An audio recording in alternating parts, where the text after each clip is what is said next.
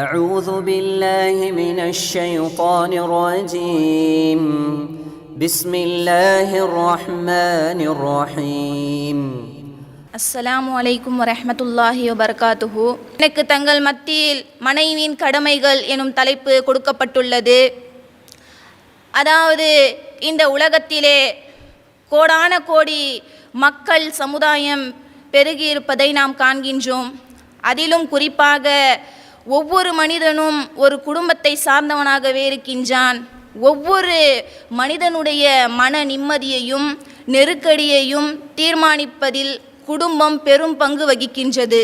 எந்த அளவுக்கு என்று சொன்னால், நிம்மதிக்காக நிம்மதி வேண்டும் என்று பொருளாதாரத்தை தேடிச் செல்பவர்களை நாம் பார்க்கின்றோம். நிம்மதி கிடைக்கின்றதா என்று பார்த்தால் நிம்மதி கிடைப்பதில்லை. எவ்வளவு கோடி செலவழித்தாலும் நிம்மதி என்ற விஷயம் அவனுக்கு கிடைப்பதில்லை. நிம்மதி என்பது பணம் கொடுத்து வாங்கக்கூடிய ஒரு பொருள் அல்ல. அப்படிப்பட்ட ஒரு நிம்மதி நமக்கு எப்படி கிடைக்கும் என்பதை இஸ்லாமிய மார்க்கம் நமக்கு தெள்ளத் தெளிவாக கூறி காட்டுகின்றது. ஒரு குடும்ப அமைப்பால் மட்டுமே, கணவன் மனைவி என்ற உறவால் மட்டுமே ஒரு மனிதனுக்கு நிம்மதி கிடைக்கும் என்று அல்லாஹ் திருமறை குர்ஆனிலே தெள்ளத் தெளிவாக கூறி காட்டுகின்றான். எந்த அளவுக்கு என்று சொன்னால், இந்த இஸ்லாமிய மார்க்கம் பரிபூரண மார்க்கம். வணக்க வழிபாடுகளை மட்டும் சொல்லி கொடுத்து நிறுத்தி கொள்ளாமல், ஒரு மனிதன் மற்ற மனிதனிடம் எப்படி பழக வேண்டும், எப்படி நடந்து கொள்ள வேண்டும் என்பதை அனைத்தையும் நம்முடைய இஸ்லாமிய மார்க்கம் நமக்கு சொல்லி காட்டுகின்றது. எந்த அளவுக்கு என்று சொன்னால், ஒரு மனைவி என்பவள் ஒரு குடும்பத்தின் அங்கமாக திகழ்கின்றாள். அப்படிப்பட்ட மனைவி தன்னுடைய கணவனுக்கு என்னென்ன கடமைகள் செய்ய வேண்டும் என்பதை இஸ்லாம் நமக்கு தெளிவாக வலியுறுத்துகின்றது. எந்த அளவுக்கு என்று சொன்னால், மற்ற மதங்களை நாம் எடுத்துக்கொண்டோம் என்று சொன்னால், மற்ற மதங்களிலே கணவன் இறந்து விட்டான் என்று சொன்னால் மறுமணம் செய்யக்கூடாது, கணவன் இறந்து விட்டான் என்று சொன்னால் உடன்கட்டை ஏற வேண்டும் என்று இப்படியெல்லாம் பெண்களுடைய உணர்வுகளை புரிந்து கொள்ளாமல் பெண்களை கொடுமைப்படுத்துகின்ற ஒரு சித்தாந்தத்தை நாம் பார்க்கின்றோம். அதே போன்று மேற்கத்திய நாடுகளில் பார்த்தோம் என்று சொன்னால், அவர்களுக்கு சுதந்திரம் என்ற பேரிலே அவர்கள் எப்படி இருக்கின்றார்கள்? காலையில் திருமணம் முடித்தால் மாலையில் டைவர்ஸ் செய்யக்கூடியவர்களாக இருக்கக்கூடியவர்கள். அதுவும் கணவனுக்கு செய்ய வேண்டிய அந்த மரியாதை, கணவன் மனைவி என்ற உறவு எப்படிப்பட்டது என்பதை கூட அறியாமல் அவர்கள் எப்படி இருக்கின்றார்கள்? சுதந்திரம் என்ற பெயராலே தன்னை ஒரு ஃப்ரீயாக இருக்கிற மாதிரி அவங்க என்ன பண்ணுறாங்க? ஃபீல் பண்ணுறாங்க. ஆனால் இஸ்லாம் என்ன சொல்கின்றது? பெண்களுக்கு எந்த அளவுக்கு உரிமைகள் வழங்கப்பட்டிருக்கின்றதோ அதுபோல அவர்களுக்கு கடமைகளும் இருக்கின்றது என்று முக்கியத்துவம் படுத்தி இஸ்லாம் பெண்களுக்கு அவர்களுடைய உணர்வுகளை மதித்து அவர்களுக்கு உரிமையும் கொடுத்து கடமையும் கொடுத்து முக்கியத்துவப்படுத்தி இருக்கின்றது. ஆனால் இன்றைக்கு இருக்கக்கூடிய மற்ற மதங்களை நாம் எடுத்துக்கொண்டோம் என்று சொன்னால், மற்ற மதங்கள் எப்படி இருக்கின்றது? பெண்களுடைய உணர்வுகளை புரிந்து கொள்ளாமல் கல்லானாலும் கணவன் புல்லானாலும் புருஷன் என்பது போல எப்படி இருக்கின்றார்கள்? அவர்களை அடிமைப்படுத்துபவர்களாக நாம் பார்க்கின்றோம். மேற்கத்திய நாடுகளில் நம்ம எப்படி பார்க்குறோம்? சுதந்திரம் என்ற பெயரால் ஃப்ரீயாக விட்டு அவர்களை நாசத்தின் பக்கம் அழைத்து செல்லக்கூடிய காரியத்தை நம்ம பார்க்கின்றோம். ஆனால் இஸ்லாம் மட்டும் எப்படி இருக்கின்றது? இவை இரண்டிற்கும் மத்தியில் பெண்கள் தன்னுடைய கணவனுக்கு என்னென்ன கடமைகள் செய்ய வேண்டும் என்பதை அழகான முறையில் நமக்கு எடுத்து கூறுகின்றது. இந்த அளவுக்கு நம்முடைய இஸ்லாமிய மார்க்கம் என்ன செய்கின்றது? இந்த கடமைகளை எவ்வாறு சரிவர செய்ய வேண்டும், அந்த கடமைகளை செய்தோம் என்று சொன்னால் நாளை மறுமையில் நமக்கு எவ்வளவு நன்மைகள் கிடைக்கும் என்று இஸ்லாமிய மார்க்கம் வலியுறுத்துகின்றது. பெண்களுக்கு உரிமைகளை நம்முடைய இஸ்லாமிய மார்க்கம் வழங்குகின்றது. கணவனை தேர்வு செய்யக்கூடிய உரிமை, பணக்கொடைகளை நாம் சொல்லக்கூடிய உரிமை, அதே போல சொத்துரிமை, கல்வி உரிமை, இது போன்று நிறைய உரிமைகளை நம்முடைய இஸ்லாமிய மார்க்கம் நமக்கு கொடுத்தாலும் நம்முடைய கடமைகளும் நாம் சரிவர செய்ய வேண்டும், செவ்வனே நம்முடைய கடமைகளை செய்ய வேண்டும் என்று நம்முடைய இஸ்லாமிய மார்க்கம் நமக்கு கற்றுத் தருகின்றது. இதன் அடிப்படையிலே நாம் வாழ்ந்தோம் என்று சொன்னால் நாளை மறுமை நாளில் வெற்றி பெற்றவர்களாக நாம் ஆக முடியும். எந்த அளவுக்கு என்று சொன்னால், முஹம்மது நபி ஸல்லல்லாஹு அலைஹி வஸல்லம் அவர்கள் ஒரு ஆட்சி தலைவராகவும் அதே போன்று ஒரு போர் தளபதியாகவும் இன்னும் தகுதிகளை சந்திக்கக்கூடியவராக முஹம்மது நபி ஸல்லல்லாஹு அலைஹி வஸல்லம் அவர்கள் இருந்தார்கள். இருந்த போதிலும் முஹம்மது நபி ஸல்லல்லாஹு அலைஹி வஸல்லம் அவங்க எப்படி இருந்திருக்காங்க?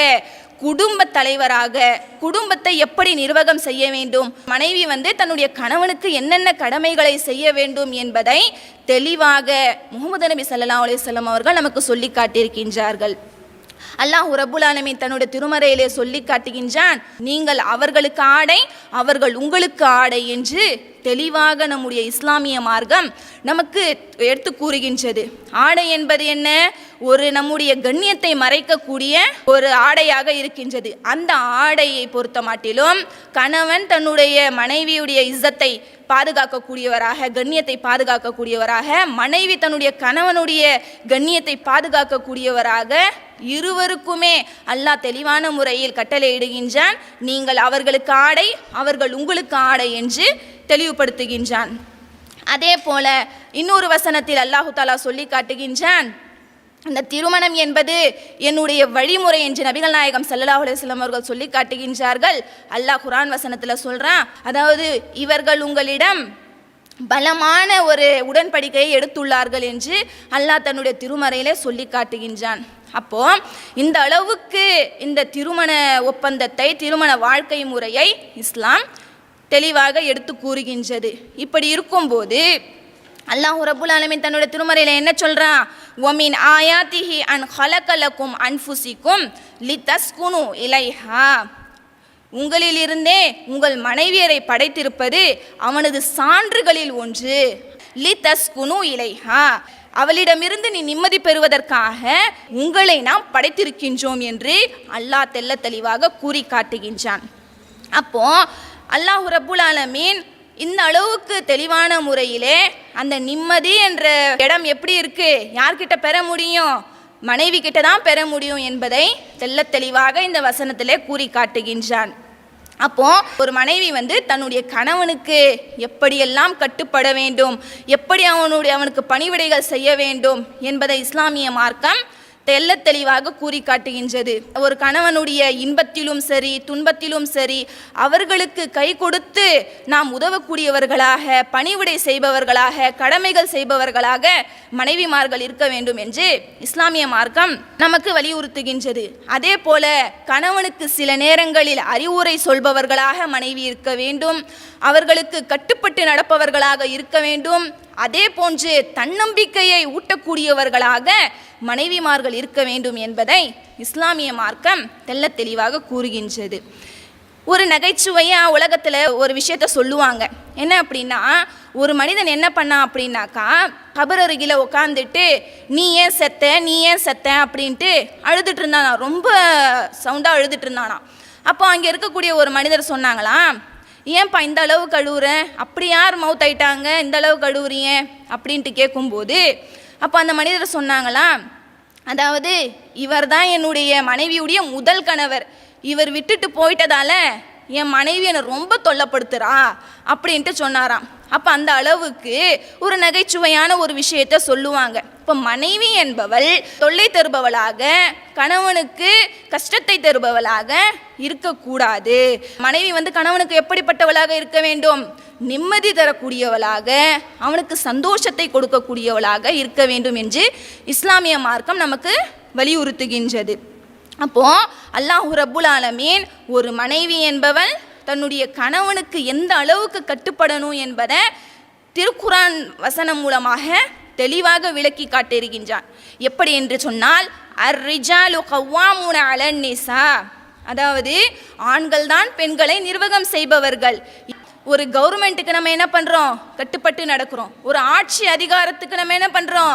அதற்கு கீழ் உள்ளவர்களுக்கு கட்டுப்பட்டு நடக்கக்கூடியவர்களாக இருக்கின்றோம்.